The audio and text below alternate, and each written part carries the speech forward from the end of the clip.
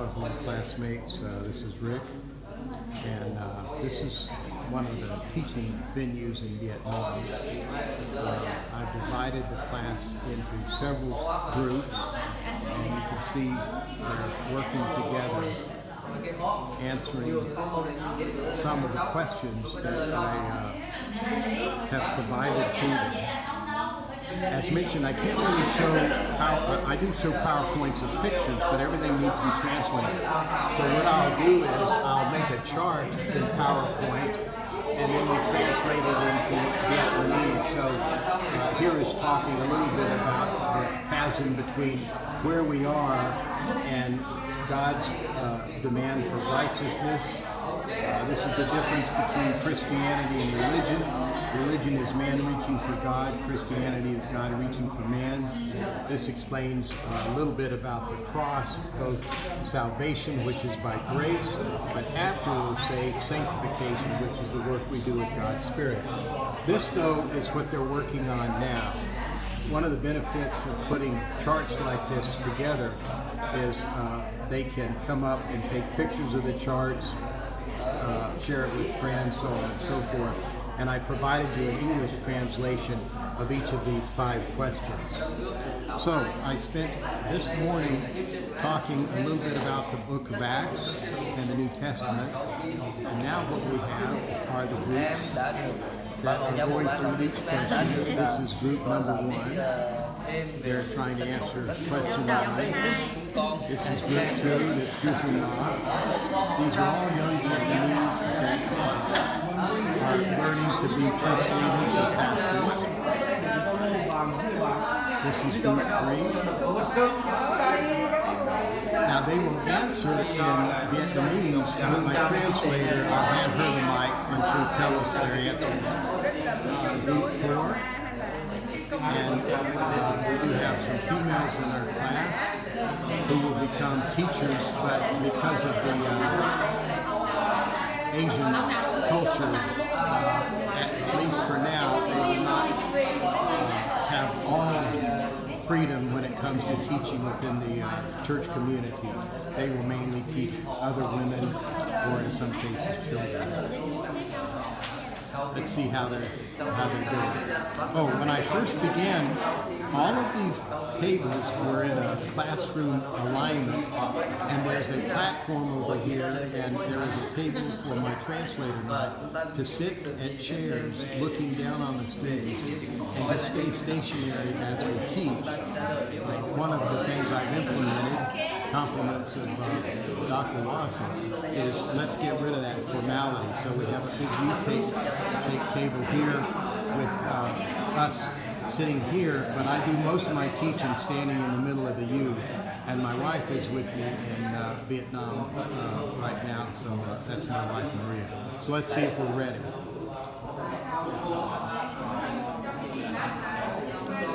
Okay, are we ready?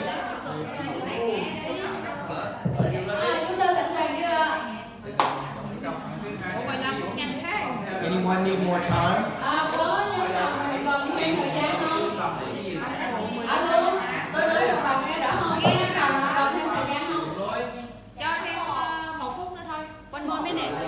Okay, one more minute.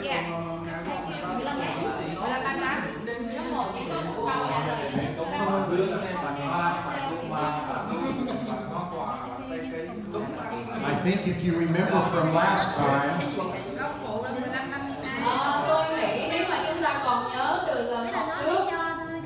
the questions actually rank from easiest to hardest.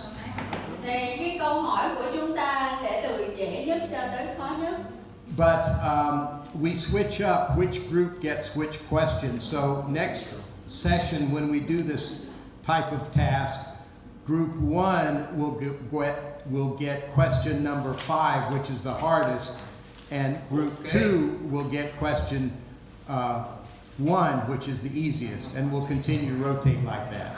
Nhưng thì chúng ta thấy rằng là chúng ta sẽ luân phiên để làm các câu hỏi, cho nên lần sau á, thì nhóm 1 sẽ nhận câu số 5 là câu khó nhất, nhóm 2 sẽ nhận câu số 1 là câu dễ nhất. Ok.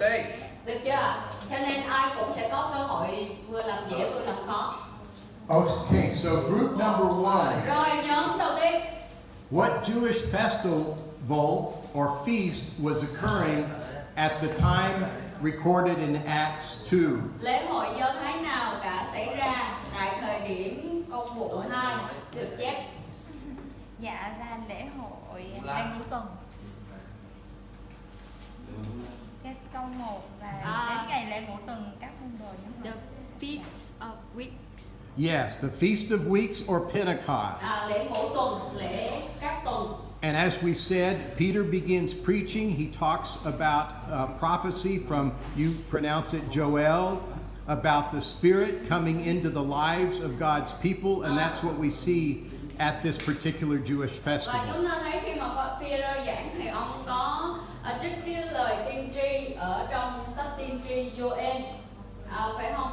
Thì đây là cái thời điểm hay là cái giai đoạn của lễ ngũ tuần, là cái thời điểm xảy ra những cái việc theo như lời tiên tri Joel đã chép. Group number 2. Rồi What- nhóm 2. The question has to do with Paul beginning his preaching in the synagogue. Then he leaves the synagogues and he starts talking to the Gentiles. Thì câu hỏi của chúng ta đó là Phaolô ông bắt đầu việc giảng dạy của mình hiện tại trong các nhà hội Do Thái, rồi sau đó mở rộng đến các địa điểm khác. Why do you think he did this? Vì vậy thì chúng ta nghĩ tại sao ông lại làm điều này? Nhóm thảo luận thì có một cái lý do trong Kinh Thánh chép trong Công vụ chương 13 câu 46. Acts 13, 46. There is a reason there. Okay, what is that reason? Sau khi họ bị bắt bớ thì đây là lời của Phaolô và Barnabas nói. After the persecution, then this is what 13. Paul and Barnabas. Paulo and Barnabas. Yeah. Yeah, Paul and Barnabas said. Cần phải ưu tiên truyền đạo Đức Chúa Trời cho anh em, nhưng vì anh em đã từ chối và tự xét mình không xứng đáng nhận sự sống đời đời, nên bây giờ chúng tôi mới quay sang dân ngoại. Yeah. First, the priority goes to the Jews, but because the Excellent. Jews refused the gospel, so they expanded it to the Gentiles. Excellent. We're going to learn more about this when we get into Romans chapters 9, 10, and 11. Chúng ta sẽ học thêm biết về điều này khi mà mình học qua Roma đoạn 9, 10 và 11. Romans 9, 10, and 11 talk about the Jews in the past, the Jews in the present, and the Jews in the future. Và Roma đoạn 9, 10 và 11 nói về người Do Thái trong quá khứ, trong hiện tại và trong tương lai. And Paul always begins by going to a synagogue and preaching the good news to his fellow Jewish Thì believers. lúc nào cũng vậy, Phaolô luôn bắt đầu trước tiên với dân Do Thái là dân của ông bằng cách là ông dạy dỗ trong nhà hội. But he doesn't end there. He always goes to the Gentiles, and as you mentioned, he was called to bring the gospel to the Gentiles. Nhưng mà ông không có dừng lại ở nhà hội và người Do Thái, ông mở rộng nó ra ở các địa điểm khác, và như mình hồi nãy có nói đó, thì ông được kêu gọi để đem phúc âm của Chúa đến cho dân ngoại. Okay, question 3 in English says, think about why the people at Ephesus were angry at Paul. Are there any parallels between what happens in our world today and why we see animosity toward the gospel? Rồi câu số 3 của mình, thầy mới vừa đọc cái câu hỏi xong rồi chúng ta trả lời làm đúng không? câu hỏi. Thì cái lý do của cái dân thành Epheso phản đối lại Phaolô và những người Macedonia là vì khi Phaolô đến đây, Phaolô rao giảng đạo Chúa thì Phaolô cái một điều Phaolô giảng dạy là các hình tượng bởi tay người ta làm ra chẳng phải là các thần. Điều này thì ghi lại trong Công vụ đoạn 19 câu 27 đến 31. Thì cái điều này ảnh hưởng trực tiếp đến cái lợi ích kinh tế của những cái người làm ra những cái đồ bạc vàng và đồ bình thường đó, thì đại diện của cái David Chiu, và họ cũng nói là cái đền thờ của đài nữ thần đi Anh cũng bị khinh thường với sự vĩ đại của nữ thần trên toàn gói ASEAN, cũng có thể được phân kỳ sẽ tiêu tan. Cái điều này ảnh hưởng trực tiếp đến vấn đề tín ngưỡng và tôn giáo tại thành đó. When Paul came to Ephesus, he taught that actually there was no other gods rather than the only one and true God. But then the people at Ephesus, they make idols is their like economy, it's their trade and commercial, and from what Paul taught, it kind of influence. I mean, on the trade commercial of the people there. First reason, the second reason is that Paul also talked about the Diana or Artemis? Yeah. Yes. It is like their religion, main religion and culture Yes. there, and what Paul taught kind of affected to their religion and also culture and also economy. Excellent. Very good. Do we have these similar problems today in Vietnam? Vậy ngày hôm nay á, ở Việt Nam mình có gặp cái vấn đề tương tự như Dạ vậy không? có, ở Việt Nam mình có. Tại vì Việt Nam bây giờ hầu hết là các tôn giáo Việt Nam đều liên quan đến vấn đề thờ hình tượng và cả công việc kèm theo.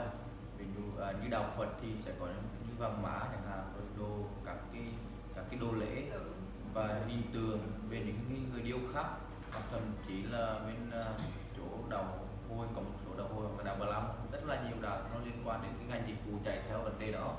Thì khi mà mình giao giảng thì ảnh hưởng đến trực tiếp cái là vấn đề của kinh tế. Còn về tôn giáo là Việt Nam mình bị ảnh hưởng từ Trung Quốc, nên cái việc nho giáo nào giáo Phật giáo nó ảnh hưởng có ăn sâu từ rất lâu rồi, nên bây giờ đụng chạm đến vấn đề đó là không chỉ đụng chạm đến một vài người mà đến cả ảnh hưởng đến một cái nền dân tộc, một cái nền văn hóa. So it's the same way in Vietnam. First of all, a lot of religions in Vietnam, and as we know that Vietnam is a like ancestral worship. Excellent. Yes. Country. So a lot of idols made from other religions, and when we talk about Christianity, so it's the same way. It affected to That's a very good example. economy of the people, but also like Vietnamese people are very much influenced by Confucianism, Yes. Taoism, Laoism. Yes. So it's the religion, but also the culture of the people.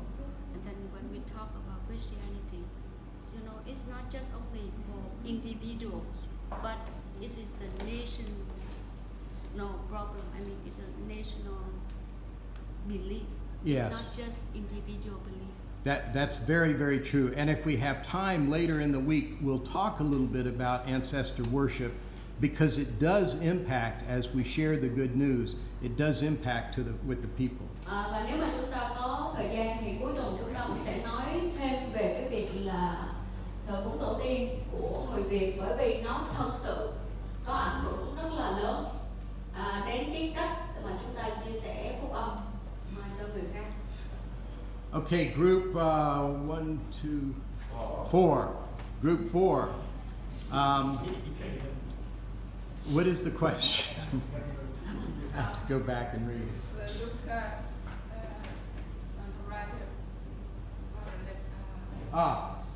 Some think Luke wrote Acts and the Gospel of Luke, and was very kind to the Romans because he might have been preparing documents to help Paul in his defense when he went before the Roman leadership in Rome. So the question is, can you find several verses that tend to support either him being kind to the Romans or being harsh to the Jewish people?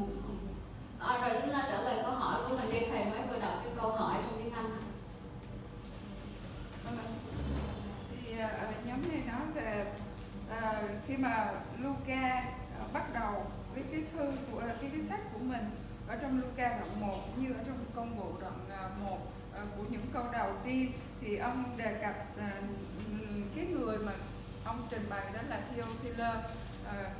Không có thời gian để tìm hiểu kỹ, nhưng có lẽ ông Theophilus là một quan chức hay là một người chịu trách nhiệm trong việc xử án của Phaolô, và ông trình bày, ông nói là ông ghi lại tất cả những gì từ đầu đến cuối, những công việc của Chúa Giêsu làm trên đất.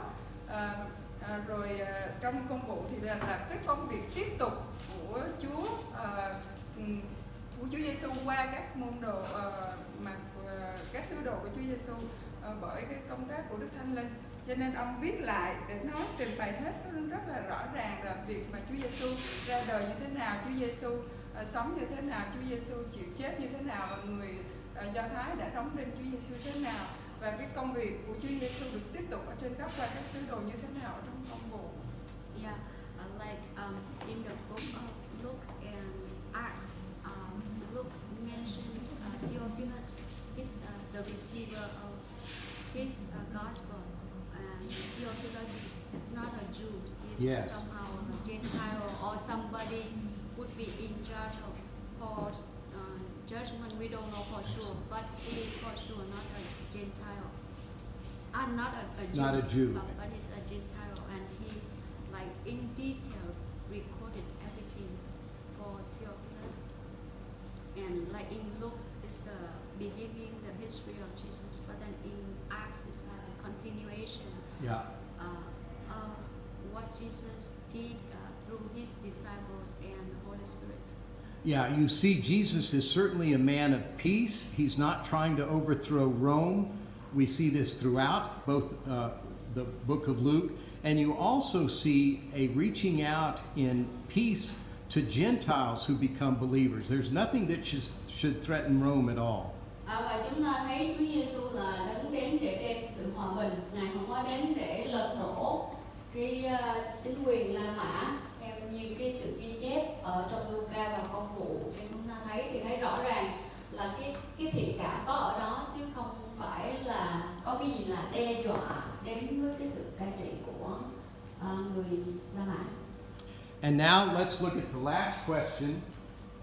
Barnabas wants to take Mark on the second journey, and we talked a little bit about the disagreement they have because Mark had gone back to Jerusalem at the beginning of the first journey. And so Barnabas and Paul get into a large argument. Dạ, thì chúng ta biết cái câu chuyện của Barnabas với Phaolô, hai người đã có một cái sự bất đồng rất là lớn đối với nhau về việc là có đem Giăng Mác theo hay là không, bởi vì Giăng Mác là người đã bỏ về trước đó trong cái cuộc hành trình truyền giáo đầu tiên. Barnabas wants to take Mark. Paul says no. So we have several questions. Who was right? Và Barnabas thì muốn đem theo, còn Phaolô thì nói là không. Như vậy thì chúng ta có một vài cái câu hỏi ở đây. Câu thứ nhất đó là ai là người đúng? And can we relate any of this to what Paul teaches in Romans 8:28? Và chúng ta có thể liên hệ cái điều này như thế nào với Roma 8 câu 28? Anh ấy trả lời. Quyết định thống nhất của nhóm đó là trả lời là không có ai đúng hoặc là ai sai. Vì sao? Vì đối với Mark thì Mark là anh em họ với Barnabas, cho nên là vì mối quan hệ thân thiết hơn nên là Barnabas muốn đem Mark theo. Với lại nữa là vì cuộc truyền giáo, cho nên là Barnabas cần có người, cho nên là muốn cho Mark theo để được đi ích lợi cho công tác truyền giáo. Còn đối với Phaolô thì ông không muốn cho đi, bởi vì nhìn thấy rằng Mark là một người không kiên định, đi nửa chừng thì lại là bỏ về vì sợ là sẽ cũng lặp lại như lần nữa, cho nên là không cho ông theo. Nhưng mà nếu để liên hệ trong Roma đoạn 5 câu 28 thì đoạn 8 câu 28 thì chúng ta biết rằng mọi sự hiệp lại làm ích cho những ai yêu mến Đức Chúa Trời, tức là cho những người được gọi theo ý định của Ngài. Thì tất cả mọi sự hiệp lại đều có ích cho công việc của Đức Chúa Trời, không phải là chỉ việc tốt nhưng mà cả việc xấu, hai cái sự khó khăn đều tốt. Tại vì nếu như mà không có cái sự việc này thì sẽ không có Mark của ngày hôm nay đối với ích lợi cho Phaolô, và chính là một người mà Phaolô đã từng nói là hãy đem Mark theo vì Mark rất là ích lợi cho ta.